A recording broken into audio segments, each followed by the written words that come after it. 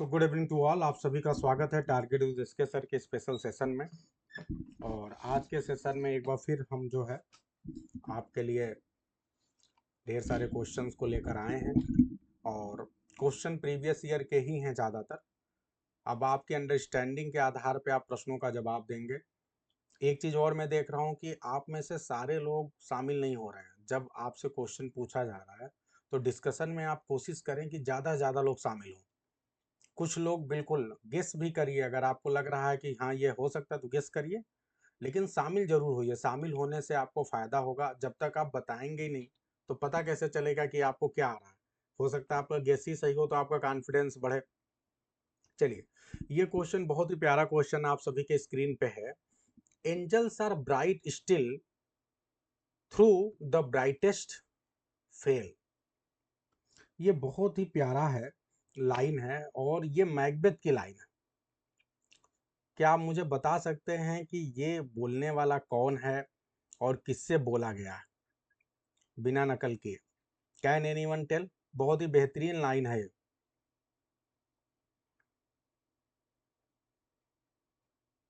बताइए। मैकबेथ के लिए बोला गया है। किसने बोला है, किससे बोला है? मेरा प्रश्न ये है कि who has spoken to whom. देखिए यहाँ, देखिए, who is the brightest referred to by Shakespeare in this quote. Shakespeare ने मैकबेथ में ये जो है ब्राइटेस्ट वर्ड किसके लिए यूज किया है? तो आप सभी कह रहे हैं कि ये मैकबेथ के लिए यूज किया गया है। आप थोड़ा सा एक बात मुझे बताइए कि वास्तव में इसको बोलने वाला, शेक्सपियर तो राइटर है, इसको बोलने वाला कौन है?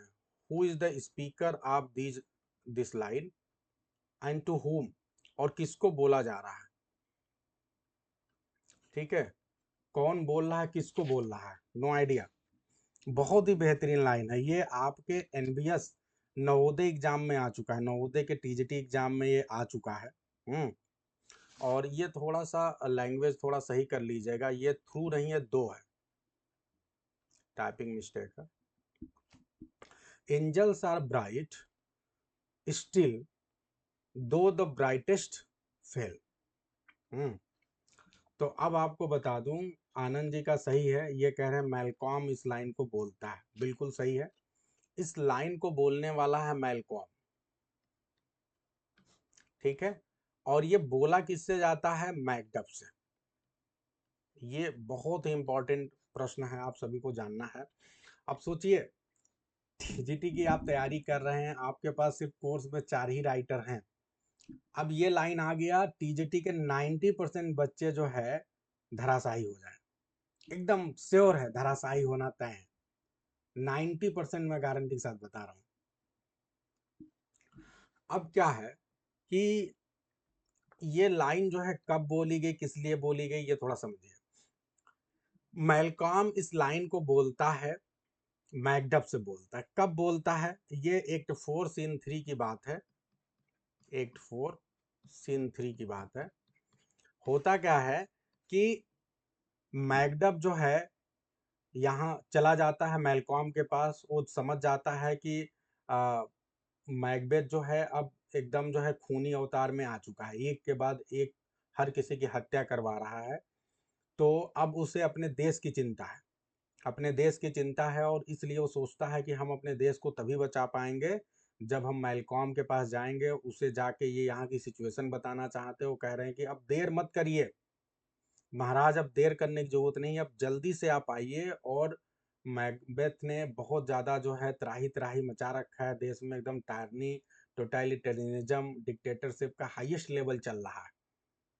और आप सभी को पता है मैकबेथ ने कितने मर्डर रखे थे? 3 मर्डर्स थे मैकबेथ के पास। बारी बारी से जो कोई भी इसके खिलाफ बोल रहा था या जिससे भी उसको डाउट था, डर था, उसको सीधे क्या करता था? कत्ले आम करवा देता था।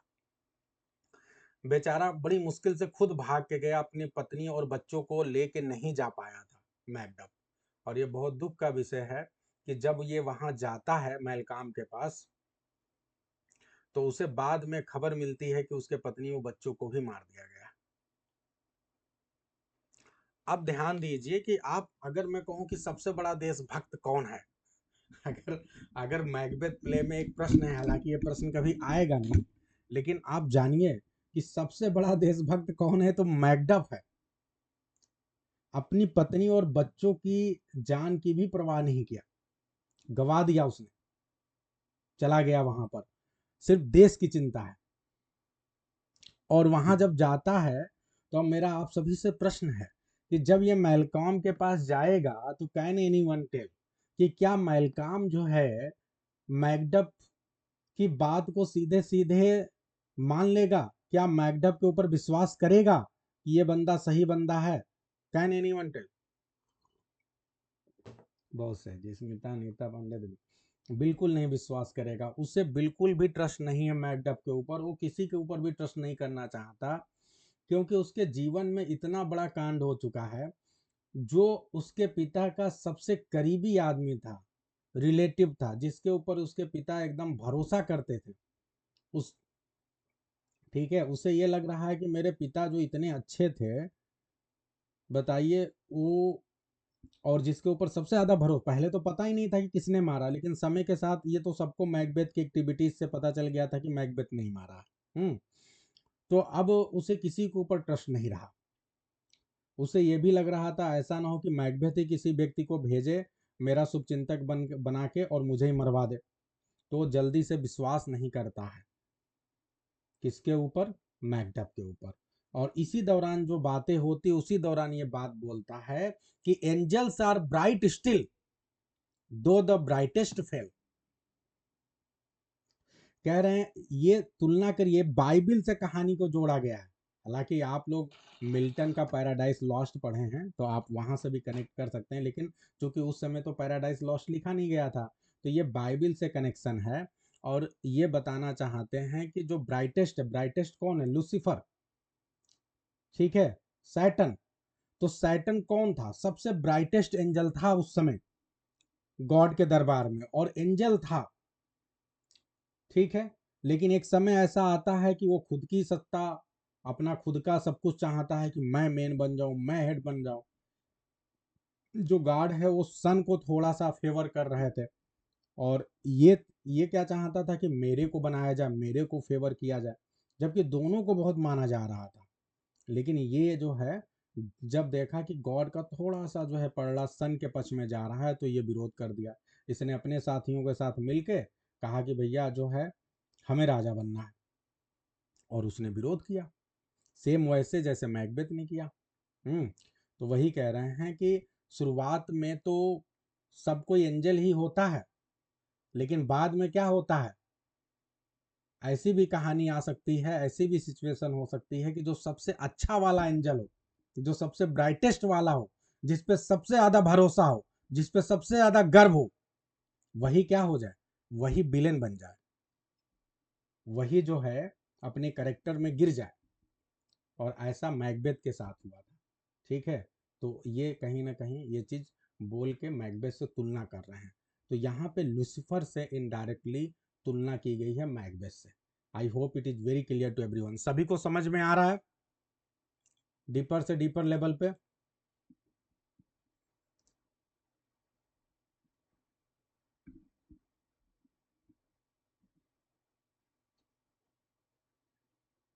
चलिए, बहुत अच्छा जी। अब आगे बढ़ते हैं, नेक्स्ट क्वेश्चन की ओर चलते हैं। इन lines composed a few miles above Tintern abbey. आप सभी को पता है कि ये वर्ड्सवर्थ की पोयम है। What role does the speaker sister Dorothy play in the poem's thematic development? बहुत ही बेहतरीन क्वेश्चन आप सभी के लिए लाया गया है कि ये बताइए, जब आप बात करते हैं टिंटन अभी पोयम की, तो उसमें इसका रोल क्या है, डोरोथी का रोल क्या है, डोरोथी से आप क्या समझते हैं? कनेक्ट करिए जरा। She is a symbolic figure of the destructive power of industrialization on nature. क्या ऐसा है? नो, डिस्ट्रक्टिव पावर की तो बात हो ही नहीं सकती डोरोथी से।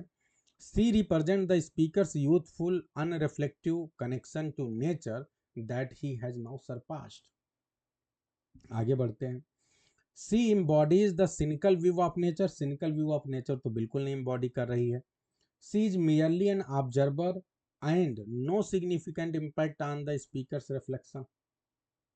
आपको कई बार लग सकता है डी वाला ऑप्शन है क्या, एक ऑब्जर्वर की तरह है और उसका कोई स्पीकर के रिफ्लेक्शन पे कोई इम्पैक्ट नहीं, लेकिन इसका आंसर होगा बी।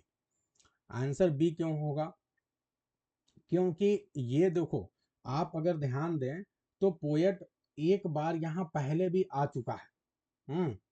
एक बार पोएट पहले भी आ चुका है टिंटन नबी में। कब आया है? 1793 में। अब कब आया है? आफ्टर 5 ईयर, 1798 में आया है। तो स्पीकर अपनी तुलना, अपने यूथ की तुलना जब वो पहली बार आया था, और चूंकि अब पहली बार कौन आई है, 1798 में पहली बार कौन आई है, डोरोथी वर्ड्सवर्थ आई है। तो वही चीज है कि स्पीकर कहीं ना कहीं डोरोथी वर्ड्सवर्थ में अपना यूथ देख रहा है जब वो 1793 में आया था, और इसीलिए चूंकि अब उसका नजरिया चेंज हो चुका है, जब 1793 में आया था और जब 1798 में आया है, तो एक बहुत बड़ा बदलाव आ चुका है स्पीकर के नजरिए में, वर्ड्सवर्थ के नजरिए में। लेकिन चूंकि अभी डोरोथी वर्ड्सवर्थ तो पहली बार आई है, तो उसके लिए प्रॉब्लम है, वो तो उसी नजरिए से देखेगी जब वो पहली बार वर्ड्सवर्थ आया था 1793 वाला। तो वही सेम चीज है कि रिप्रेजेंट स्पीकर्स यूथफुल कंडीशन को रिप्रेजेंट करता है, जब स्पीकर यूथ था, 5 साल पहले की बात है। एंड अनरिफ्लेक्टिव कनेक्शन टू नेचर, उस समय जो स्पीकर का कनेक्शन था नेचर के साथ, वो बहुत ज्यादा विचार, जिस तरह अभी रिफ्लेक्टिव है, बहुत ज्यादा नेचर को समझ पा रहा है एक स्पिरिचुअल लेवल पे, उस लेवल पे उस समय वो नेचर को नहीं समझ पा रहा था। तो कनेक्शन कैसा था? अनरिफ्लेक्टिव उस समय, ठीक है। लेकिन अब वो चीज सरपास कर चुका है, यानी अब वो समय बीत चुका है। क्लियर है एकदम, सभी को समझ में आ रहा है? तो ये आपका B answer will be the right one, ठीक है। अब मुझे जल्दी से एक प्रश्न का जवाब दें कि ऐसा बात एक चीज बोलता है वर्ड्सवर्थ कि नेचर नेवर डिड, नेचर कभी नहीं करता है, क्या नहीं करता है नेचर? बिट्रे करता है। किससे करता है? Never, nature never did betray the heart. ठीक है, ये लाइंस बड़ी इंपॉर्टेंट है, तैयार करिए आप लोग, कुछ लाइंस बहुत इंपॉर्टेंट है। हु लव्स हर, ठीक है। तो चलिए आगे बढ़ते हैं।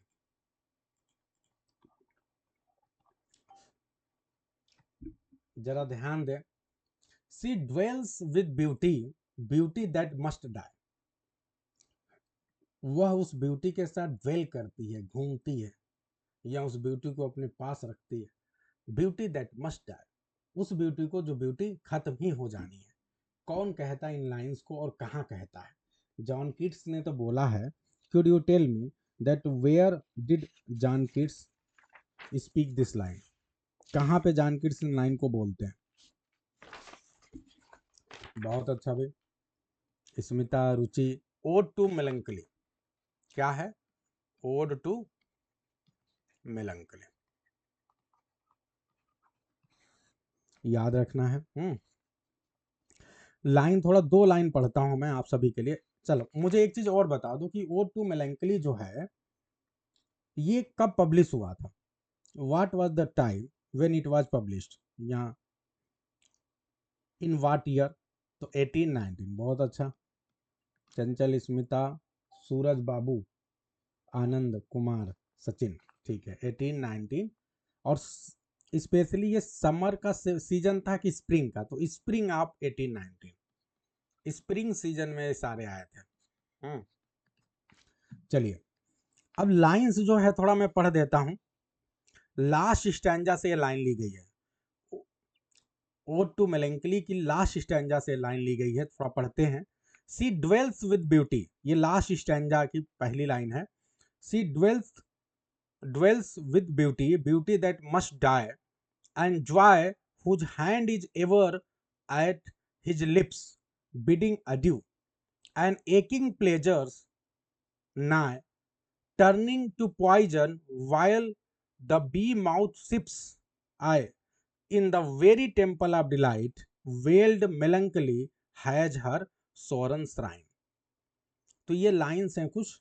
देखिए, मैं बार बार आप सभी से बता रहा हूं कि कोई भी पोयम है, स्पेशली जो इम्पोर्टेंट पोएम्स हैं, अगर आप सब कुछ न तैयार कर पाए तो फर्स्ट स्टैंजा, हर पोएम की फर्स्ट स्टैंजा और लास्ट स्टैंजा की पहली लाइन जरूर तैयार करें। अक्सर आ रहा है, हर बार आ रहा है, ठीक है। तो ये थोड़ा सा आप लोग को ध्यान रखना पड़ेगा, ठीक है। चलिए आगे बढ़ते हैं नेक्स्ट।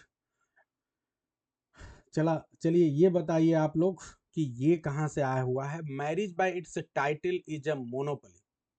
मैरिज को अगर आप इसके टाइटल से देखें तो ये मोनोपोली है, and not of the least insidious sort.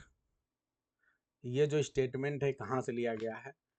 तो सबसे पहली बात, ठीक है, ये आप सभी ने पकड़ लिया कि ये चौथा जो bachelors complaint of behaviour of married people है, लिखा किसने है? नाम बता दो जी। स्मिता सिंह, सचिन, ठीक है, सूरज, अनीता, रुचि, स्मिता, ठीक है, चंचल, सूरज, रुचि, सचिन, ठीक है भाई, ये लोग बार बार बता रहे हैं। तो इसे लिखा है चार्ल्स लैम्ब। चार्ल्स लैम्ब के 2 कलेक्शन आए थे, नाम बताइए। What was the name of 2 collections, बताइए। चार्ल्स लैम्ब ने अपने ऐसे के 2 कलेक्शन लेकर आए थे, कोई नाम बता सकता है? Collection of essay of Elia 1823-33, नाम क्या है? Collection essays of Elia first series and second series, ध्यान रखिए।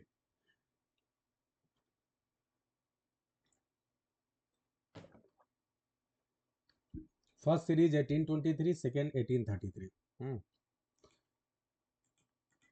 ठीक है, कोई मुझे बता सकता है? हाँ, लास्ट एसेज ऑफ इलिया, बिल्कुल, लास्ट एसेज ऑफ इलिया, ठीक है।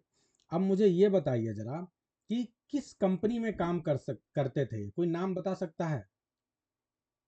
कहाँ पे काम करते थे? जल्दी बताइए।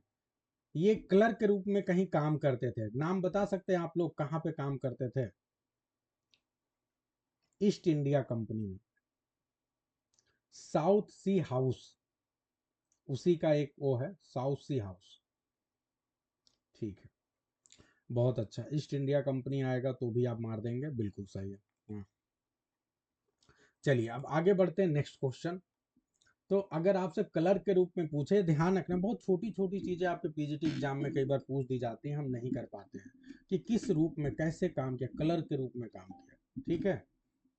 चलिए आगे बढ़िए। Which of these famous poems was written by PB Shelley, ये आज का सबसे इजी क्वेश्चन, बताइए इसमें से कौन सा पोएम जो है पीबी सेली ने लिखा है? तो ये तो सभी को पता है, ओजी मैंडियस, आप बता देंगे क्योंकि अब तो आप लोग तेज हो चुके हैं। लेकिन मैं उससे पहले थोड़ा जल्दी जल्दी आपसे कुछ पूछ रहा हूँ, मुझे बताइए। Ode to a Grecian urn, ये किसने लिखा है? जल्दी बताएं, फास्ट, बहुत आसान है। किसने लिखा है? जॉन कीट्स ने लिखा है, ठीक है। ये ode to the Grecian urn है, इसमें अर्न क्या है? अर्न क्या है, कोई बता सकता है? What is earn? ये किस, ये जो ग्रेसियन अर्न है, ये किसको दिखा रहा? अन्न का मतलब पॉट, बहुत अच्छा सचिन, आपके लिए तालियां। चंचल, पिचर, आनंद, पॉट, कलश, ठीक है, सुप्रिया, ठीक है, रुचि कुमारी, वेश, ठीक है। और ये किसको दिखाता है? ग्रीक कल्चर को दिखाता है। ग्रीक कल्चर के लिए स्पेशली एक वर्ड है, कोई बताएगा जिसकी वजह से इनको वो चीज बोला जाता था, इनको उस प्रकार का पोएट बोला जाता था, बता सकता है कोई?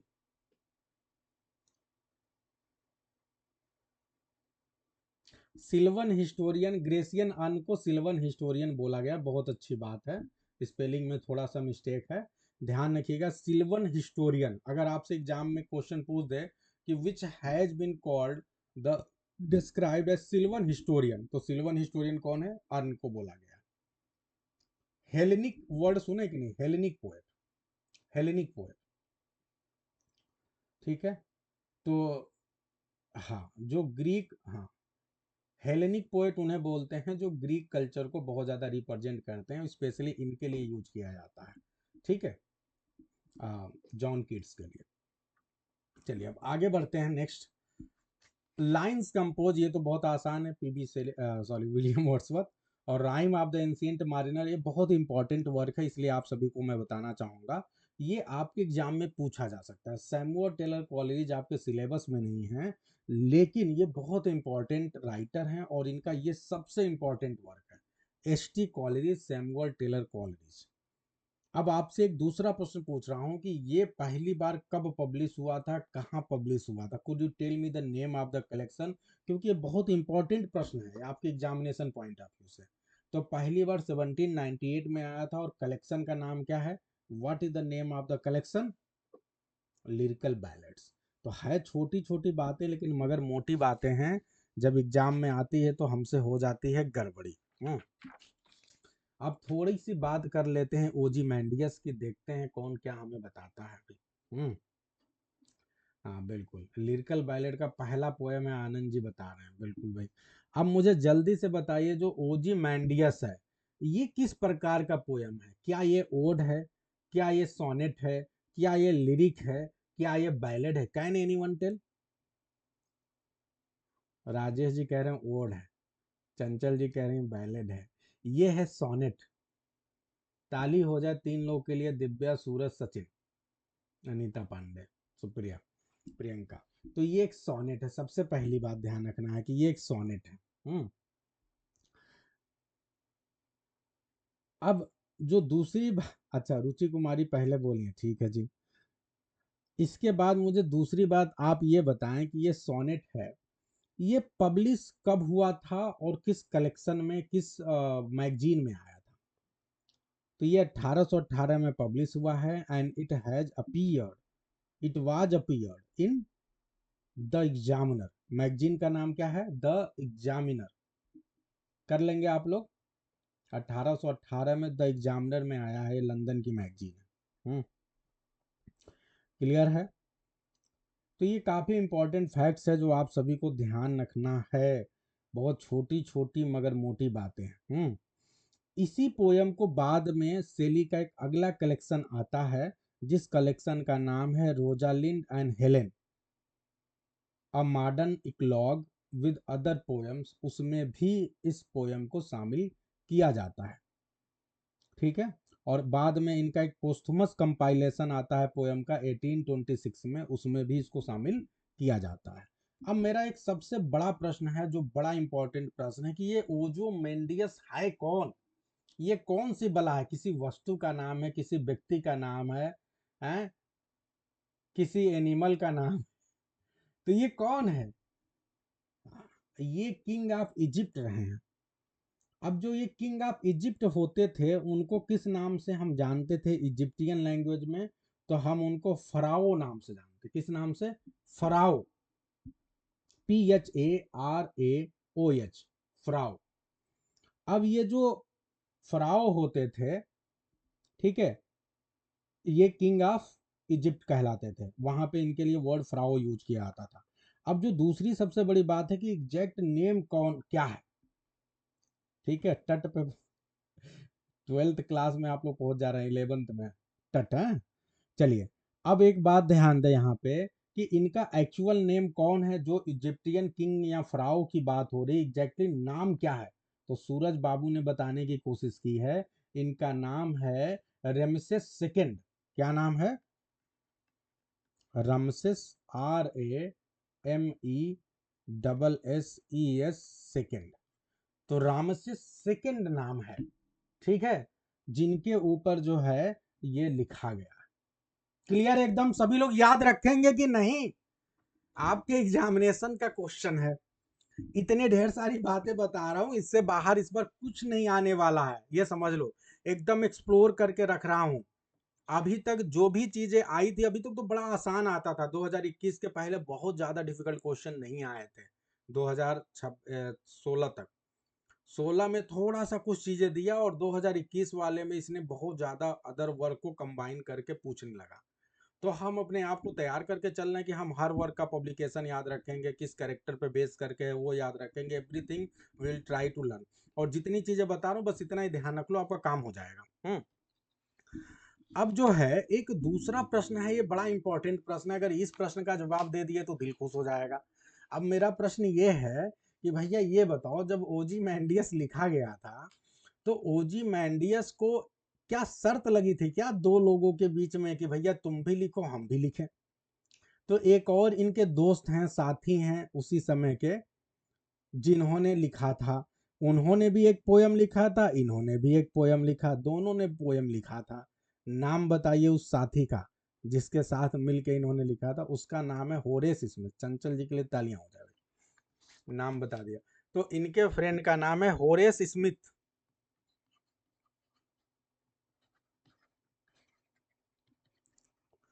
तो इन लोग के पास कोई काम नहीं था, तो इन लोगों ने ये डिसाइड किया कि हम दोनों लोग मिलके पोयम लिखेंगे। अब दोनों लोग एक ही टॉपिक पे एक ही पे पोयम लिखते हैं भाई। हैं, तो लिख दिए। अब जो सेली साहब की पोयम है, उसकी पहली लाइन जो बता देगा तो दिल खुश हो जाएगा। हु विल टेल कि ये जो ओजी मैंडियस है उसकी पहली लाइन क्या है? ये बहुत बार आपके एग्जाम में आ चुका। I met a traveller from an antique land. क्या है भाई? I met a traveller from an antique land. कोई बात नहीं है, दिक्कत की कोई बात नहीं है, ठीक है। ये वाली बात याद रखनी है आप लोग को। और सबसे लास्ट वाला स्टैंजा है जहां पे आपको इसका पूरा इंट्रोडक्शन मिलता है। ट्रेवलर अपना परिचय देता है कि my name is Ozymandias, king of kings. My name is Ozymandias, king of kings. Look on my works, ye mighty and despair. Nothing beside remains.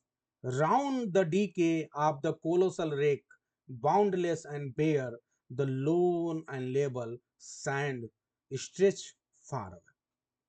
अब ये ध्यान देना कि जो ये ओजी मैंडियस है, इसके लिए क्या बोला गया है? King of Kings. बस यही ध्यान रखना है। एक्चुअली जो चीजें हैं ना दुनिया में, ये एक तरह से डीके, कोई भी चीज स्थायी नहीं है, सब कुछ खत्म हो जाना है। और उसी पे ये पोयम बेस करके है। बड़े से बड़ा राजा इस दुनिया में नहीं रहने वाला है, हर कोई चले जाने वाला है। तो आई होप कि मैंने आपको जितनी महत्वपूर्ण बातें बताई है आप लोग याद रखेंगे। Is it clear to everyone? याद रखेंगे कि नहीं? फिर मैं पूछूंगा कल, फिर गायब ना हो जाए आपके साथ, ध्यान रखना है। चलो आगे बढ़ते हैं। विच आप जो मैं पढ़ाता, देखो हर दिन एक पोयम लेके चलना है, हर एक दिन किसी ना किसी पोयम पे ज्यादा बातें बता रहा हूँ। Which of the following is not true of the novels of Charles Dickens? Charles Dickens के नावल के बारे में क्या बात सही नहीं है? जरा पढ़ के बताइए। आप लोग के पास 4 ऑप्शन है, रीड। बताइए क्या बात सही नहीं है।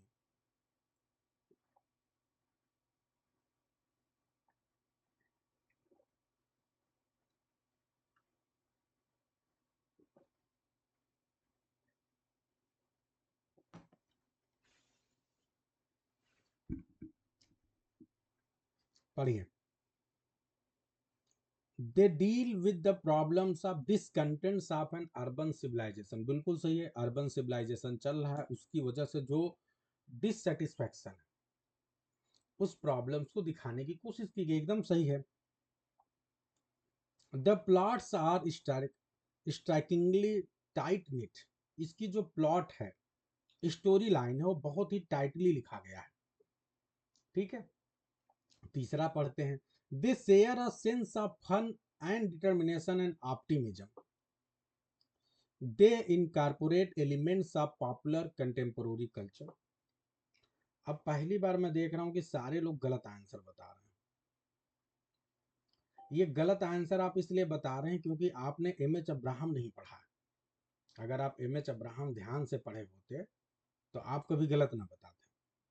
प्लॉट के डिफरेंट टाइप्स एम.एच. अब्राहम में बताए गए हैं, ठीक है। और वहीं पे आपको लूज प्लॉट और टाइट प्लॉट के बारे में बताया गया। ठीक है। जितने भी चार्ल्स डिकेंस के प्लेज हैं, कोई सॉरी नॉवेल्स हैं, किसी का भी टाइट प्लॉट नहीं है, सबके लूज प्लॉट हैं। लूज प्लॉट तो एकदम सिंपल सी बात है। ये बताओ, कोई भी राइटर है अगर उसका वर्क अलग अलग पीरियोडिकल में आ रहा है या 1.5 साल में आ रहा है, तो कभी वो टाइट हो सकता है क्या? वो तो लूज ही रहेगा। आप लोग टीवी सीरियल देखते हैं, जो टीवी सीरियल आप देखते हैं, तो टीवी सीरियल जो 2-2, 4-4, 5-5 साल तक, कभी सास भी बहुत ही चल रही है, तो वो कभी टाइट हो सकता है क्या? जो भी एपिसोड में आएगा, ठीक है, वीकली मंथली बेसिस पे आएगा, तो सिंपल सी बात है वो बहुत टाइटली नहीं हो पाएगा, प्लॉट प्लॉट हमेशा लूज होगा। और लूज प्लॉट की एक सबसे बड़ी विशेषता होती है कि जब लूज प्लॉट होगा, वो हर एक नावल का प्लॉट लूज माना जाएगा जिसमें ढेर सारे करेक्टर हो। आप इनके किसी भी एक नावल का मुझे नाम बता दीजिए जिसमें आपको 5, 6 या 10 करेक्टर हो। आपको हर नावल में 15, 20, 25, 30 करेक्टर मिलेंगे, बहुत ज्यादा करेक्टर रहते हैं। ध्यान दिया कि नहीं? चार्ल्स डिकेंस के जितने भी नावल्स हैं, आप नावल्स की स्टोरी पढ़ना शुरू कर दो, आप करेक्टर इतने ढेर सारे रहेंगे कि आपको बिल्कुल करेक्टर गिनते गिनते गिनते गिनते आपकी हालत खराब है। ठीक है, तो ये है, आई hope it is very clear, सभी को समझ में आ रहा है।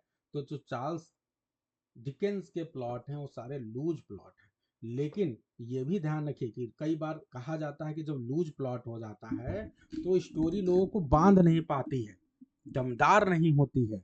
लेकिन चार्ल्स डिकेंस इसके अपवाद हैं।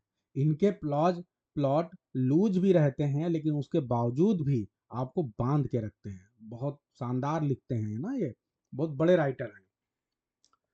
तो ये है।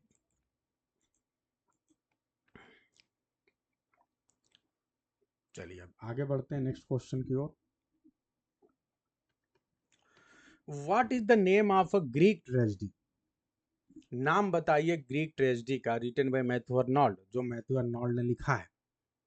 तो बहुत आसान है, सब लोग ठीक है, सी मेरोप। अब मुझे ये बताइए कि ये जो मेरप है या मेरोप है, जो भी पढ़ लीजिए, ये मुझे बताइए कि ये जो ग्रीक ट्रेजेडी है, एकदम क्लियर है, ये मेरोप है कौन? क्या ये किसी प्रिंस का नाम है या प्रिंसेस का नाम है? मेल है कि फीमेल है? Can anyone tell? ये जो कहानी मेरप की चल रही है, ये करेक्टर है, कोई प्लेस का नाम नहीं है। This is the name of a character. अब एक करेक्टर फीमेल है कि मेल है? चंचल जी, रुचि कुमारी के लिए तालियां हो जाए, भी फटाफट बताए ये लोग। ये लोग कौन? एक प्रिंसेस है, बिल्कुल स्मिता। तो ये एक प्रिंसेस है, सबसे बड़ी बात। और जो है, आप ये जो प्रिंसेस है, इसके हस्बैंड की डेथ हो जाती है, इसके किंगडम का लॉस हो जाता है, तो कहीं ना कहीं इसके द्वारा जो है इसका जो पूरा बैड एक्सपीरियंस है, जो ट्रेजिक एक्सपीरियंस है, उसको दिखाया गया है। तो यहाँ जो मेरोप है, जो प्रिंसेस है, उसके डेथ, उसके हस्बैंड की डेथ को, उसके लॉस ऑफ किंगडम को इस प्ले में दिखाया गया है। ठीक है, ग्रीक पोएटिक स्टाइल के लिए प्ले जाना जाता है। और अगर आप देखें यहाँ पे, तो यहाँ exploration of themes of loss, revenge and struggle of power दिखाया गया है। आई hope it is very clear.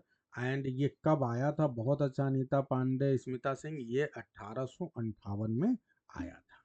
ये पीजीटी 2016 का क्वेश्चन है। ठीक है, अब बताओ भाई, आनंद आ रहा है कि नहीं? मजा आ रहा है कि नहीं? बताइए भाई सभी को। अब याद एकदम अच्छे से दिमाग में सेट कर लेना है, बहुत बढ़िया। चलिए जी, अब आगे बढ़ते हैं, क्वेश्चन नंबर 8 की ओर चलते हैं। ये बताइए, for which of the following poems did Tennyson win the chancellor's gold medal for verse? बताइए कौन सा पोयम है जिसके लिए जो है इनको चांसलर गोल्ड मेडल अवार्ड मिलता है वर्ष के लिए? अब मुझे ये बताइए कि ये अवार्ड इनको इनके कॉलेज टाइम में मिलता है या कॉलेज की पढ़ाई पूरी कर लेने के बाद मिलता है? कौन बताएगा? कॉलेज में मिलता है या कॉलेज की पूरी पढ़ाई कर लेने के बाद मिलता है? तो ये अच्छी बात है कि कॉलेज में ही मिलता है। ठीक है, बहुत अच्छी बात है भाई। अब आगे बढ़ते हैं, दूसरा मेरा प्रश्न है कि ये टिम्बकटू है कौन? किसी वस्तु का नाम है, किसी शहर का नाम है, किसी देश का नाम है, या कोई खाने वाली चीज है? कोई खाने वाली चीज है टिम्बकटू। तो ये एक सिटी का नाम है, बिल्कुल। स्मिता प्लेस, चंचल सिटी, अनीता पांडे सिटी, ये एक सिटी का नाम है। ठीक है, और यहाँ पे जो टिम्बकटू सिटी है, उसको मैग्निफिसेंट दिखाया गया है, डिवाइन सिटी की तरह दिखाया गया है। और आजकल की जो सिटीज है उससे कंपेयर किया गया कि आजकल की सिटीज में जो रियलिटी है उसके नाम पे क्या है, मेटलिज्म की ओर हम सब भाग रहे हैं, लेकिन जो ये सिटी है ये अलग प्रकार की सिटी। ठीक है, तो ये, I hope it is very clear. ये यूपी पीएससी में क्वेश्चन आया था। ठीक है, जीआईसी में। आगे बढ़ते हैं भाई, नेक्स्ट बढ़ते हैं। हाँ, उनको 1829 में प्राइज मिला, बिल्कुल बहुत सही, एकदम करेक्ट बता रही हैं आप, नोट कर लें भाई। 1829 में जो है ये प्राइज उनको मिला था। Is it? बहुत एकदम क्लियर है। बहुत अच्छा। अब आगे बढ़ते हैं भाई। Love is a possible strength in an actual weakness, ये भैया किस नावल में बात कही जाती है? Love is a possible strength in an actual weakness, who will tell? सोच लीजिए भाई।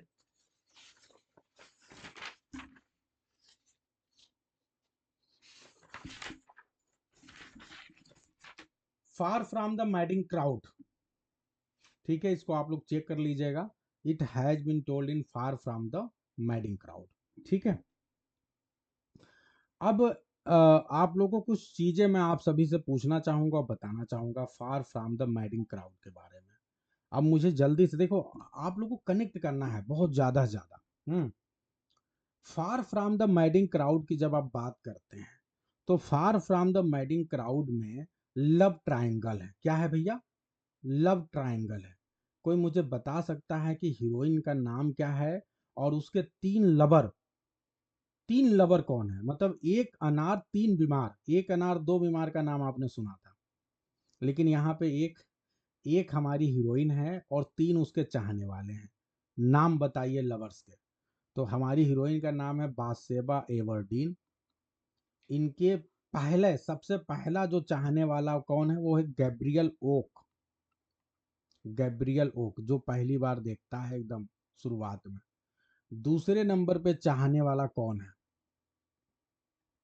बताइए? वो है सर्जेंट ट्रॉय, ठीक है। वो कौन है? वो है सर्जेंट ट्रॉय। और तीसरा जो इनका दीवाना है वो है बोल्डवुड, विलियम बोल्डवुड, ठीक है। अब ये कहानी बड़ी दिलचस्प है। कहानी दिलचस्प इतनी है कि मैं जब फार from the madding crowd graduation में पढ़ रहा था तो बहुत मन लगा के पढ़ा था। क्योंकि ऐसी कहानियां बड़ा अच्छा लगता है जिसमें लव ट्रायंगल और इस तरह से दिखता है, और वो भी बहुत अच्छे से। भाई हार्डी साहब ने कहानी इतना शानदार, तो मैंने उसके एक एक एपिसोड को पढ़ा था उस समय, जितने भी चैप्टर थे सारे सारे पढ़े, तो अच्छे से समझने के लिए।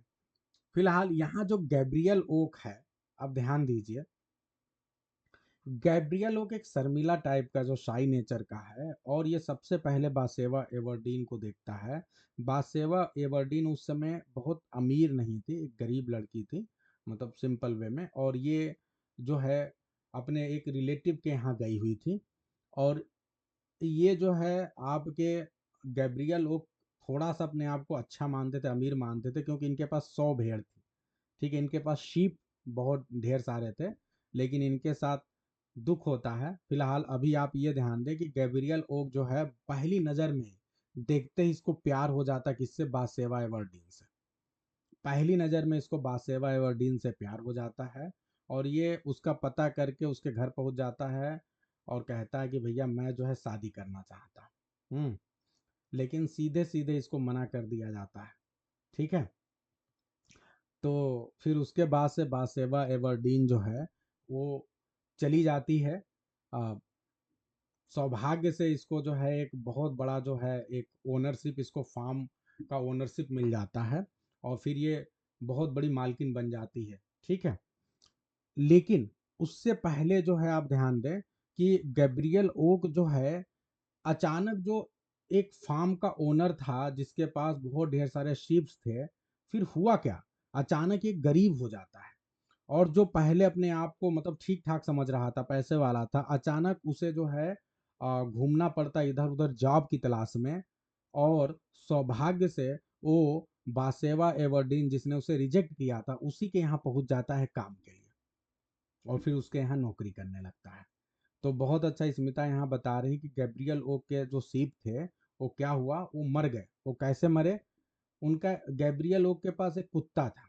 अब ध्यान दीजिए, कहानी बड़े मजेदार है।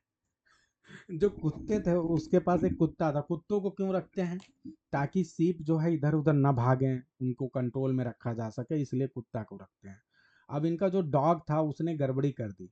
उस डॉग ने सारे सीप्स को दौड़ा रहा था, दौड़ा दौड़ा के सबको पहाड़ी के पास लेके चला गया, और सारी सीप जो है वहां से गिर गिर के पहाड़ी के नीचे गिर के मर गई। अब बेचारा जो है, इसके पास कुछ बचा नहीं, अपने कुत्ते को बस गोली मार पाया, और वहां से मार के ये भी निकल लिया कि अब भैया रोजगार की तलाश में कहीं जाना पड़ेगा। और इस तरह से जो है ये रोजगार की तलाश में जाते हैं, और वही उसी इस स्पेस पे, उसी जगह पे पहुंच जाते हैं जहां पे बासेवा एवर्डीन अब एक बहुत बड़ी फार्मर है। उसके पास बहुत बड़ा लैंड है, बहुत बड़ा लैंड का एरिया उसके पास आ गया है, और अब वो एकदम रानियों की तरह वहाँ रहती, रानी की तरह रहती है। और पूरे एरिया में जो है उसका बहुत धौस है। एक तो खूबसूरत है ही, और साथ ही साथ कोई भी महिला इस बहुत बोल्ड टाइप की है कि जब भी मार्केट लगता है बड़े लेवल पे तो ये खुद जाती है वहाँ पे मार्केट में। तो एक अलग प्रकार का इम्पैक्ट है, हर कोई एक झलक पाना चाहता है बासेवा एवर्डीन का।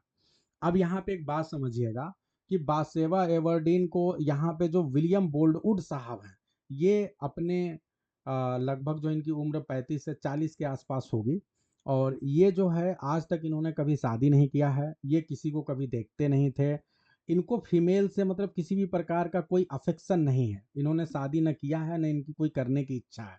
लेकिन बासेवा एवर्डीन की इतनी तारीफ होती थी, उसको भी ये बिल्कुल नहीं देखते थे।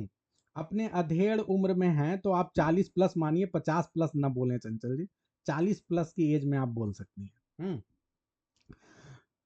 तो जो है, अब ये किसी की ओर देखते नहीं थे, तो बासेवा एवर्डीन को भी जब बासेवा एवर्डीन मार्केट में जाती थी तो उनको ये लगता था कि सारी दुनिया इनकी तरफ देख रही, लेकिन एक ऐसा पर्सन है जो इनकी तरफ नहीं देख रहा है, बोल्डवुड, विलियम बोल्डवुड। तो इसलिए फिर ये प्लान करती हैं कि एक काम करते हैं, कोई ऐसा तरीका करते हैं कि इनको मतलब परेशान करते हैं। तो इन लोगों ने क्या किया, बता सकते हैं आप लोगों को कौन सा अवसर है जब इन्होंने एक लेटर भेजा, और उस लेटर में जो है कहीं ना कहीं इनडायरेक्टली जो है लव करने का जो है संदेश था, है कुछ ऐसा। तो इन्होंने जो है एक लेटर अपनी राइटिंग में अपने फ्रेंड की कहने पे जो है उनके पास भेज दिया, और बस उस लेटर में जो है उसको उन्होंने पता करवा लिया कि ये लेटर वास्तव में लिखा किसने है। और जब उनको पता चल गया कि बासेवा एवर्डीन ने उस लेटर को लिखा है, तो फिर ये बासेवा एवर्डीन के पास पहुंच गए कि आप मुझसे शादी करो। तो अब ध्यान दीजिए, बासेवा एवर्डीन ऑलरेडी गैब्रियल ओक से शादी करना नहीं चाहती थी। गैब्रियल ओक फिर से इनके पास आ चुके हैं इनके फार्म में काम करने के लिए, ठीक है। और गैब्रियल ओक अब दोबारा आ चुके हैं, लेकिन इनको बासेवा एवर्डीन ने सीधे सीधे बोल दिया कि आप अपने काम से काम रखिएगा, और ये कभी भी मत सोचिएगा कि मैं आपसे दोबारा अब कभी प्यार या शादी कर सकती हूँ। यहाँ पे जो विलियम बोल्डवुड साहब हैं, इन्होंने आज तक कभी किसी को प्रपोज नहीं किया था, किसी को और ध्यान नहीं दिया था, लेकिन ये बासेवा एवर्डीन की ओर अट्रैक्ट हो चुके हैं उस लेटर के द्वारा। गैब्रियल ओक को लेटर दिखाते हैं, गैब्रियल ओक ये बताता है कि भैया इस लेटर को लिखने वाली कौन है, बासेवा एवर्डीन है। तो ये सीधे बासेवा एवर्डीन के पास पहुंच जाते हैं, कहते हैं कि आप मुझसे शादी करिए, क्योंकि ये लेटर आपने लिखा है, और प्रोबेबली जब आपने लिखा है तो इसका मतलब आप इंटरेस्टेड हैं मुझसे शादी करने में। अब यहाँ पे बासेवा एवर्डीन जो मजाक कर रही थी वो फंस जाती है, और इनको एक टाइम दे देती, कहती है आप एक हफ्ते बाद आइए, फिर वो एक हफ्ते बाद आते हैं, फिर एक हफ्ते बाद आइए। इस तरह वो इनको टालने लगती है। अब एक बात ध्यान दीजिए, जब ये इनको टाल रही है, मतलब ठीक है देखते हैं देखते हैं, इसी दौरान इसकी मुलाकात हो जाती है सर्जेंट राय से। अब ये सर्जेंट राय कह लीजिए कि ये तीनों जितने भी शूटर्स हैं उसमें सबसे ज्यादा स्मार्ट है, बहुत ही स्मार्ट है, गुड लुकिंग है, ठीक है। और ये बासेवा एवर्डीन जब एक दिन अपने पूरे फार्म की निगरानी कर रही थी, रोज निगरानी करते हुए घूमती हैं, तो उसी दौरान इनकी जो है मुलाकात हो जाती है सर्जेंट ट्राय से, और बहुत एक्सीडेंटल मुलाकात होती है। अचानक ये लोग ऐसे मिलते हैं कि एक दूसरे के कपड़े इनके फंस जाते हैं। अब ये सब रोमांटिक स्टोरी है, लेकिन कुल मिला के है कि सर्जेंट राय और बासेवा दोनों, पहली बार ऐसा होता है बासेवा को कि किसी से इनको प्यार हो जाता है पहली नज़र में। लेकिन यहाँ पे जो बासेवा, अब ध्यान दीजिएगा कि जो सर्जेंट राय है ये बिल्कुल भी उस तरह का पर्सन नहीं है।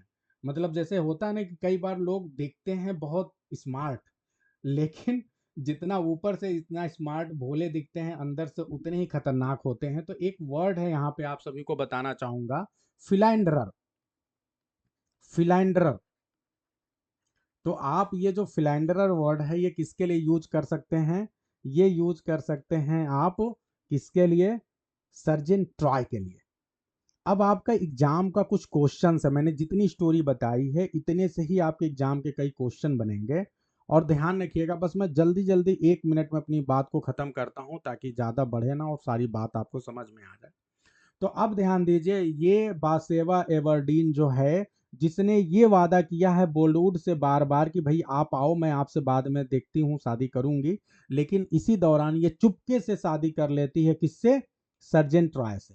और जब ये बात पता चलता है बॉलीवुड को, तो बॉलीवुड बहुत दुखी होते हैं, लेकिन कहते हैं जब दूसरे ने शादी कर लिया तो अब हम क्या करें। तो इस तरह बॉलीवुड फिर से अपने मन पे पत्थर रख के अपने काम में लग जाते हैं। अब सर्जन ट्राय और बासेवा एवर्डीन अपनी जिंदगी को मजे से जी रहे हैं, लेकिन गैब्रियल लोग जानता है कि ये आदमी सही है नहीं। अब उसके बाद होता क्या है कि एक दिन अचानक ये लोग जा रहे होते हैं, तभी एक लड़की दिखती है जो कि प्रेग्नेंट प्रेग्नेंट है और बहुत बुरी स्थिति में है, उसके कपड़े फटे हुए हैं, मैले हैं और बहुत भूखी प्यासी लग रही है। अचानक बासेवा एवर्डीन को रोक के और वो गाड़ी से उतारता है, उसको कुछ पैसे देता है। और उस लड़की का नाम क्या है? Can anyone tell? बहुत अच्छा इसमें था, फैनी रॉबिन। आप लोग को सब ध्यान रखना है, फैनी रॉबिन आपके एग्जाम में क्वेश्चन आ सकता है। तो फैनी रॉबिन कौन है जिसके प्रति अचानक सर्जन ट्राई इतना ज्यादा इमोशन दिखा रहा है? तो ये फैनी रॉबिन वास्तव में कौन है? ये बासेवा एवर्डीन से पहले की उसकी पूर्व लवर है, फैनी रॉबिन, जिससे ये जो है जिस एक तरह से ये सर्जन ट्राई के ही बच्चे की माँ है। और सर्जन ट्राई से कई बार कहता है कि मैं तुमसे शादी करूंगा, शादी करने के लिए बुलाता है, ये बेचारी गलत जगह पहुंच जाती है। ये भी ध्यान रखिएगा कि अगर आपसे पूछा जाए ये बताओ फैनी रॉबिन और सर्जन ट्राई की शादी क्यों नहीं हो पाती है, तो रीजन ये है कि वो गलत जगह पहुंच जाती है और फिर उसके बाद सर्जन ट्राई दोबारा फिर शादी करने के लिए कहता ही नहीं है। तो इस तरह से जो है इन दोनों के बीच शादी नहीं हो पाती है। और फैनी रॉबिन की बाद में हमें पता चलता है कि डेथ हो जाता है। अब आपको एक चीज और बता दें कि जो फैनी रॉबिन है, इसका बासेवा एवर्डीन से भी कोई रिलेशनशिप है। Can anyone tell? फास्ट, जल्दी आप बताएं। फैनी रॉबिन का बासेवा एवर्डीन से क्या रिलेशन है? जल्दी बताएं, फास्ट। वो बासेवा एवर्डीन की कजिन कह लीजिए या फिर आप कह लीजिए मेड है, उसके घर पे ही वो रहती है फैनी रॉबिन इसके पहले। ये कहानी है, ठीक है।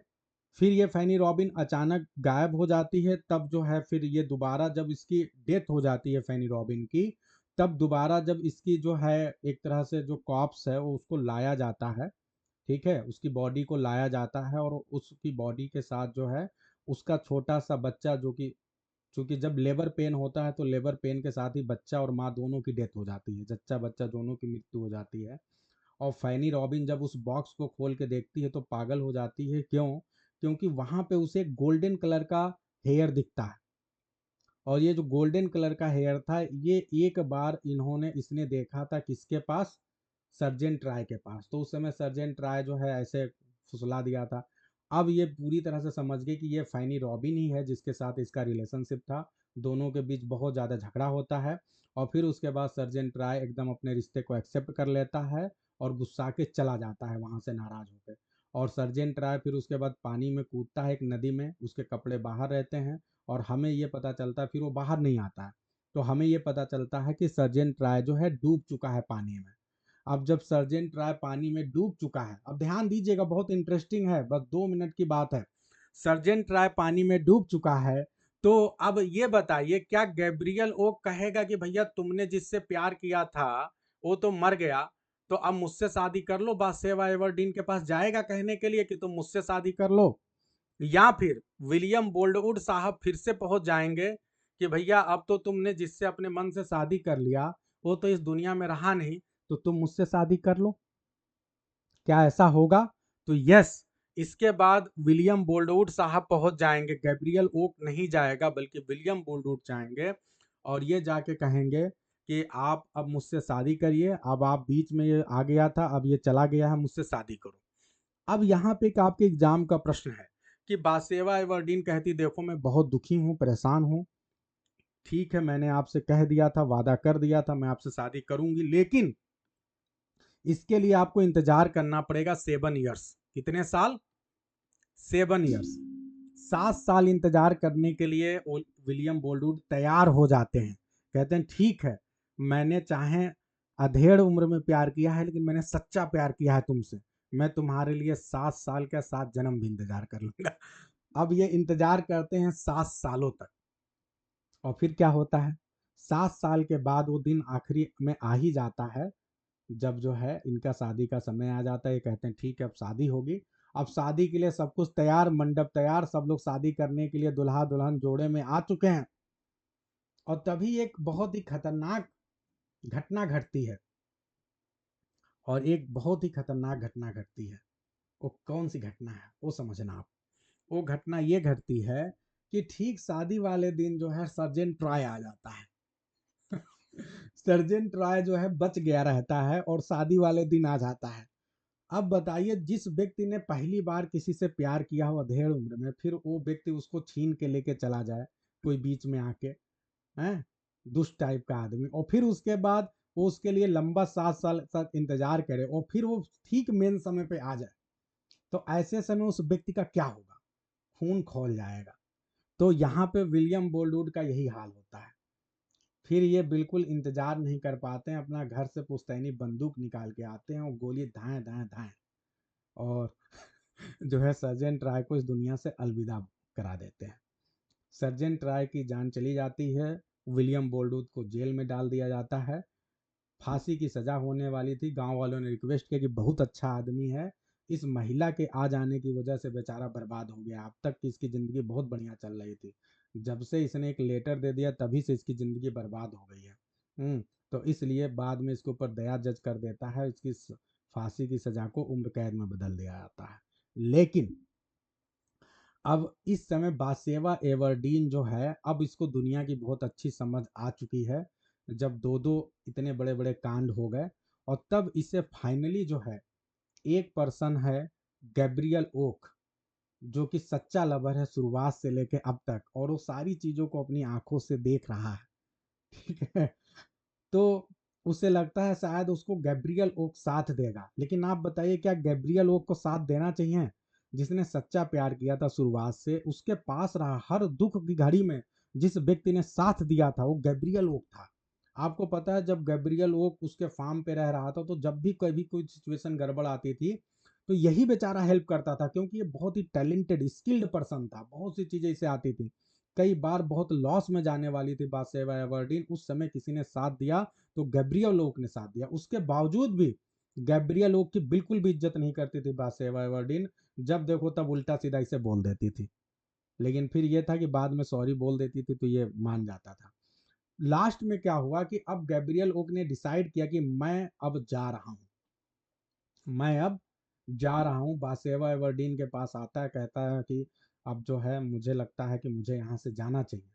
लेकिन बासेवा एवर्डीन जो है कहती है कि क्या तुम भी मुझे छोड़ के चले जाओगे?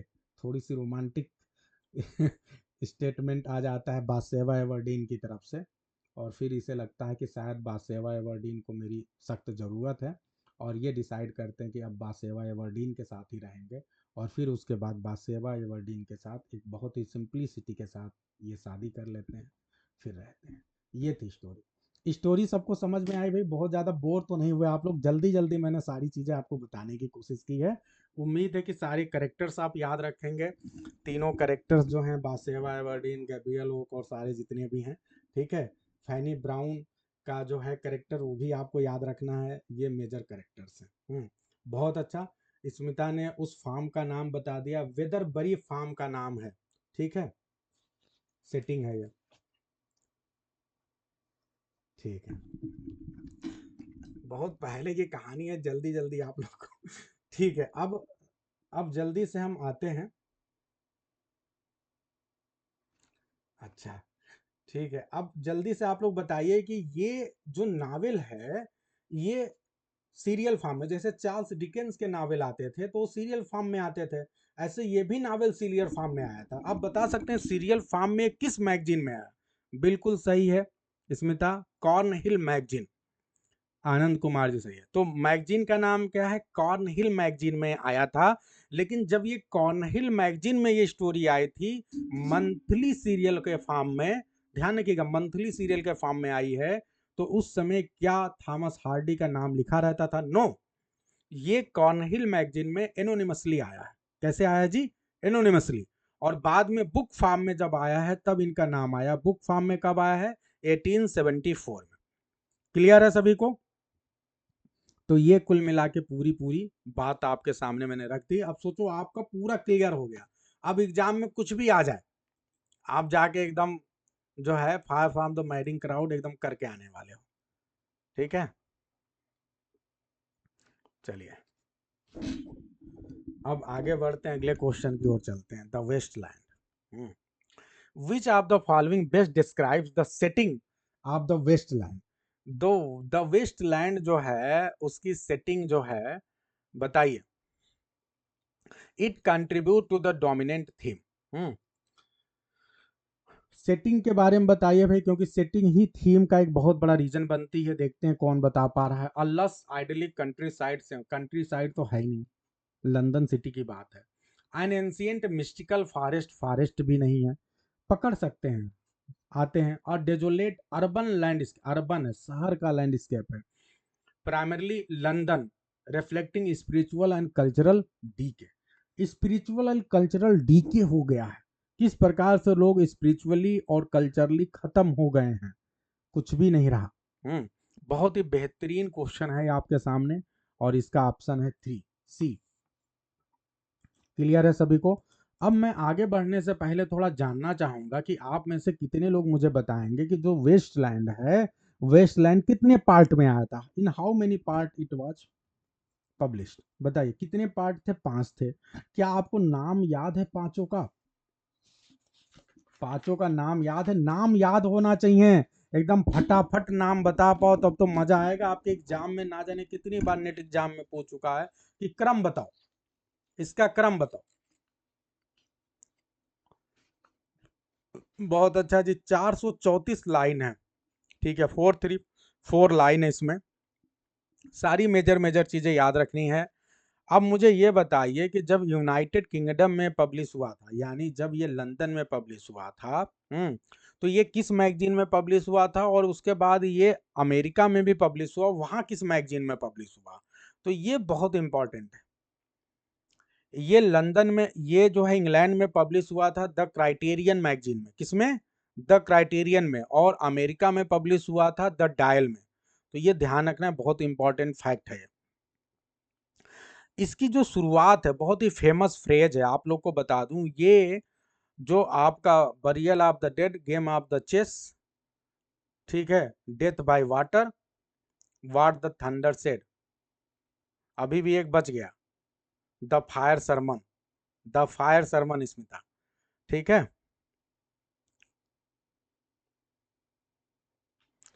एक छोटा सा मैंने टेक्निक बनाया था जब हम लोग पीजी में थे, तो हमने ये बनाया था, आप लोग इसे चाहें तो नोट कर लें। बरियल, बरियल ऑफ चेस, ठीक है, थ्रू फायर, वाटर, ठीक है, and thunder. Burial of chess through water, fire and thunder, ये है सिंपल सा। ठीक है, बरियल ऑफ चेस, एक्चुअली हुआ क्या कि टुनटुन चेस बहुत खेलता था, तो फिर चेस खेलता था तो ये हुआ कि अब इसके चेस का पूरा खात्मा कर देना है, किसी तरह से चेस ये ना खेले जीवन भर। तो इसीलिए उसके चेस का बरियल कर दिया गया। और बरियल करने के लिए उसमें पहले आग लगाया गया, फिर उस पर पानी डाल दिया गया, और पानी जब बरसा, आग लगा दिया गया, आग लगा के उसको फेंक दिया गया। जब फेंका गया तो बहुत तेज पानी बरसने लगा, और थंडर, बहुत तेज थंडर की भी आवाज आई। इस तरह से जो है उसका चेस खेलना जो है हमेशा के लिए बंद करा दिया गया, टुनटुन का। ठीक है, तो ये है burial of chess through fire, water and thunder. ठीक है, तो ये टेक्निक है, अब इससे आप याद रख सकते हैं, बरियल ऑफ चेस।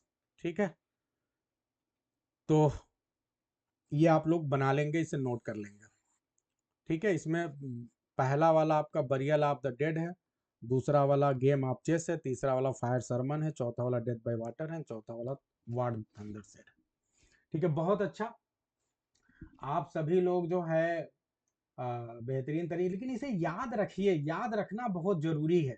सबसे बड़ी प्रॉब्लम यह है, जैसे आपको पता तो आप अभी तुरंत याद कर लिए, नोट कर लिए, कहीं से नकल कर लिए, लेकिन एग्जाम में आएगा तो कुछ भी नकल करने का ऑप्शन नहीं है, वहां डायरेक्ट आएगा, आता है तो आता है, नहीं तो जाता है सब। अब आगे बढ़ते हैं।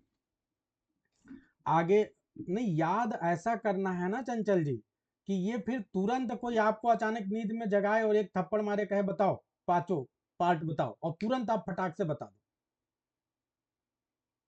ठीक है, तब मजा आएगा। ठीक है, चलिए।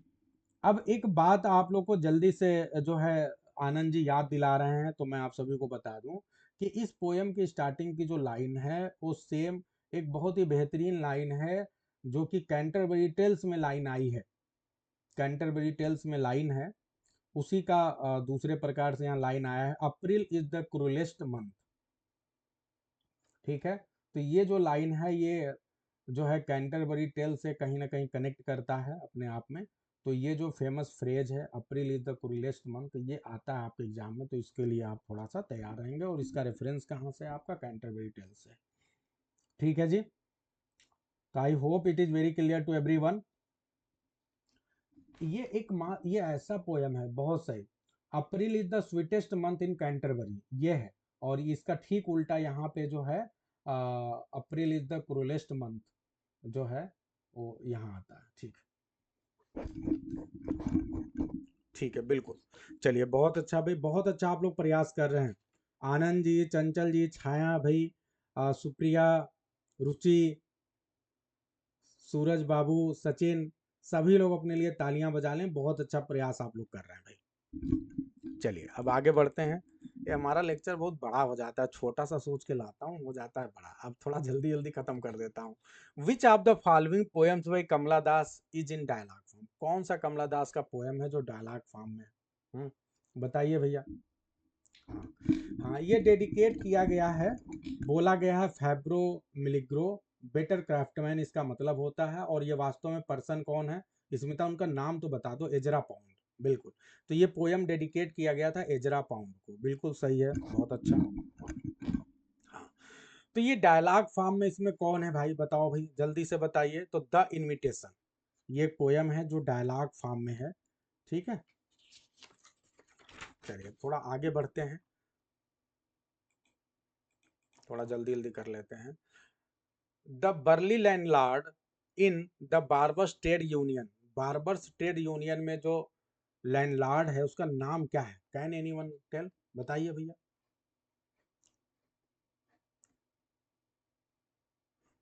विजय चंद, बिल्कुल। अब एक बात आप लोग को बता दूं, पहले तो इसी को कंप्लीट करता हूं। बार्बर ट्रेड यूनियन, ये बार्बर्स का ट्रेड यूनियन बनाया गया है। मुझे बता सकता है कोई कि ये ट्रेड यूनियन को बनाने वाला कौन है बंदा? इस ट्रेड यूनियन को बनाने वाले बंदे का नाम बताइए। बहुत अच्छा, इसमें था चंदू। चंदू हीरो का नाम है, जो बहुत गरीब है, बार्बर है। ठीक है, बहुत ही गरीब है, लेकिन वो डिसाइड करता है कि हम एक अपना यूनिट बनाएंगे, एक यूनियन बनाएंगे, और वो बार्बर ट्रेड यूनियन को बनाता है। ये एक शार्ट स्टोरी है, और जो लिखा गया किसके द्वारा? शार्ट स्टोरी किसके द्वारा लिखा गया? कमला दास, मुल्क राज आनंद, निसिम इचकिल, कौन है?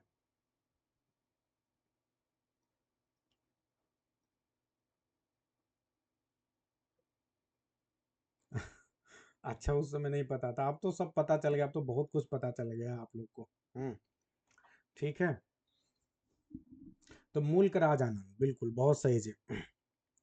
तो I hope it is very clear, सभी को समझ में आ रहा होगा। अब तो आप लोग को इतना कुछ 2021 में पहली बार आप लोग बता दूं कि क्वेश्चन थोड़ा सा हट के पूछ दिया उसने, कुछ क्वेश्चन पीजीटी के।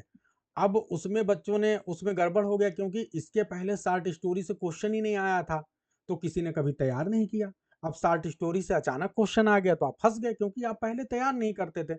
इसके पहले 2021 से पहले विलियम फाकनर के केवल साउंड एंड द फ्यूरी से क्वेश्चन आता था। पहली बार 2021 में विलियम फाकनर के दूसरे जो नॉवेल्स हैं उनसे भी मैचिंग का क्वेश्चन आ गया।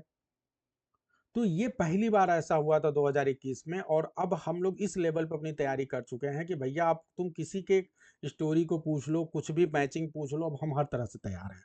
तो अब कोई दिक्कत की बात नहीं, अब गड़बड़ नहीं होने वाला। चलिए आगे बढ़ते हैं। बैकग्राउंड कैजुअली, ठीक है। बैकग्राउंड कैजुअली किसने लिखा है भाई? बहुत आसान है, बता देंगे आप लोग, निसिम इचकिल साहब ने लिखा है। ठीक है, चलिए अब जल्दी जल्दी थोड़ा खत्म कर लेते हैं जो बाकी बचे हुए क्वेश्चन हैं, ताकि कल फिर हम लोग आ पाए। I might be called a synecdochist. ऐसा कौन सा पर्सन है जो अपने आप को बोलता है कि मैं सिनेक्डोकिस्ट हूँ, यानी मैं सिनेक्डकी को सबसे ज्यादा प्रीफर करता हूँ। I prefer synecdoche in poetry, that figure of speech in which we use a part for the whole. ये तो बहुत सिंपल है, part for the whole and whole for the part. तो ये सिनेक्डकी के सबसे बड़े मास्टर हैं रॉबर्ट फ्रॉस्ट साहब। अब मैं यहीं पे अगला प्रश्न पूछता हूँ कि ये बताओ, एक और दूसरे अमेरिकन राइटर हैं जो फ्री वर्स के सबसे बड़े मास्टर माने जाते हैं। Could you tell me the name of the writer? Free verse के सबसे बड़े राइटर माने जाते हैं, बहुत ज़्यादा यूज करते हैं, तो वो कौन है? Walt Whitman. बहुत अच्छा जी, तालियां बजा लो भाई, आप लोग बहुत अच्छी स्थिति में जा रहे हैं आप लोग। अब मुझे एक बात यहाँ पे आप सभी को पूछना है कि एक एग्जाम्पल आपको पता है क्या? सिनेक्डकी, जैसे मैंने कहा कि 10 heads were present in the meeting। कोई बता सकता है? 10 heads were present in the meeting। 10 heads were present in the meeting। तो अब ये बताइए कि ये सिनेक्डकी है कि मिटोनमी? सिनेक्डकी है कि मिनोटमी है? तो ये सिनेक्डकी है, ठीक है। अगर मैं कहूं, जल्दी से आप लोग बताइएगा कि pen is mightier, pen is mightier than heart, pen is mightier than heart, तो ये क्या है? तो अब यहां पे ध्यान दें, माइटियर देन स्वॉर्ड। अब यहां पे ध्यान दें, जैसे यहां पे दोनों में अंतर क्या है? जब आप बोल रहे हैं कि 10 हेड्स, तो जो हेड है, आप कहना चाहते कि 10 लोग थे, लेकिन आप बोल रहे हैं 10 हेड्स। तो जो हेड है वो जो 10 लोग हैं उनकी बॉडी का ही एक पार्ट है। अब बॉडी के एक पार्ट से पूरे पूरे पर्सन को रिप्रेजेंट किया जा रहा है, ठीक है। यानी जिन लोगों को रिप्रेजेंट किया जा रहा है उनकी बॉडी में ही लगा हुआ है, तो इसीलिए सिनेक्डकी है। लेकिन जब आप बोलते हैं pen is mightier than heart than sword, तो यहाँ पे पेन जो है ये किसी को रिप्रेजेंट करता है। ये रिप्रेजेंट करता है किसको? मान लो आप स्कॉलर्स को कह लीजिए, राइटर्स को कह लीजिए। तो यहाँ पे जो पेन है ये कहीं ना कहीं बॉडी का तो पार्ट है नहीं, बस ये रिप्रेजेंट करता है। तो जब भी रिप्रेजेंट की बात आएगी तो आप जो है एसोसिएट करने की बात आएगी तो आप मिटोनमी कहेंगे, और जब उसी का कुछ पार्ट होगा तो आप बोलेंगे synecdoche. I hope it is very clear to everyone. एक छोटा सा डिफरेंस है जो कभी आपको भूलना नहीं। ठीक है, अब सबसे लास्ट की ओर आते हैं। O powerful western fallen star, O sets of night, O mood tearful night. बताइए, ये भैया जो है वो पावरफुल वेस्टर्न फॉलन स्टार, किसको फॉलन स्टार बोला गया? कौन है यहाँ पे? तो ये है वाल्ट विटमैन साहब। इस पोयम में किसकी बात कर रहे हैं और किस पोयम की ये बात है?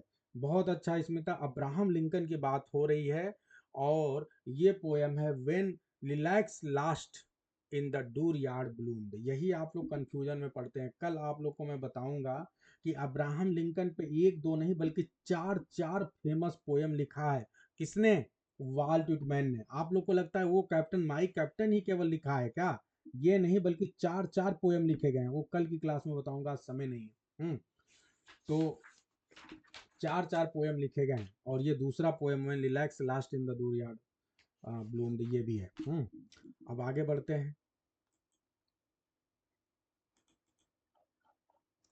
कैथरीन बार्कली, ये भैया कहाँ पे है, किस नावल में है? Can anyone tell? तो ये है अ फेयरवेल टू आर्म्स, ठीक है ये। अब आगे बढ़ते हैं और सबसे लास्ट में चलते हैं। Galsworthy belong to, Galsworthy belong करते हैं, बताओ भैया? 20th सेंचुरी को बिलोंग करते हैं भैया, 20th सेंचुरी के राइटर हैं गाल्सवर्दी, ठीक है।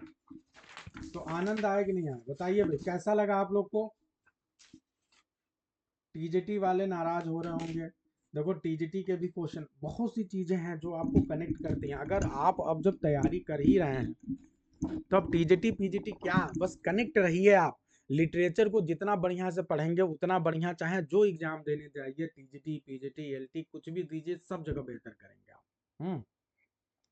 गाल्सवर्दी एक प्रॉब्लम प्ले राइटर हैं, 20वीं सेंचुरी के राइटर हैं। इनके जो प्लेज हैं वो न्यू टाइप ऑफ प्लेज बोले जाते हैं। ठीक है, इनके प्लेज में जो एंडिंग होती है वो एंडिंग निश्चित नहीं होती है। ठीक है, इनके प्लेज में जो समाज की प्रॉब्लम है उनको दिखाया जाता है, इसलिए इनके प्लेज को सोशल प्लेज भी बोलते हैं। ठीक है, ये I hope it is very clear to everyone. जो समाज की प्रॉब्लम्स हैं, हर प्ले का कोई ना कोई थीम होता है, समाज की किसी न किसी प्रॉब्लम को दिखाया जाता है इनके प्लेज में। जीबी शाह भी इन्हीं की तरह एक राइटर थे, इन्हीं की तरह जो है एक ड्रामाटिस्ट है, जिनके हर ड्रामा में किसी न किसी प्रॉब्लम को दिखाया गया है। ठीक है, आई hope it is very clear, you all have enjoyed the class. अगर सबको मज़ा आया तो तालियां रुकनी नहीं चाहिए। ठीक है, सभी को गुड नाइट, मिलते हैं आप सभी से अगली क्लास में।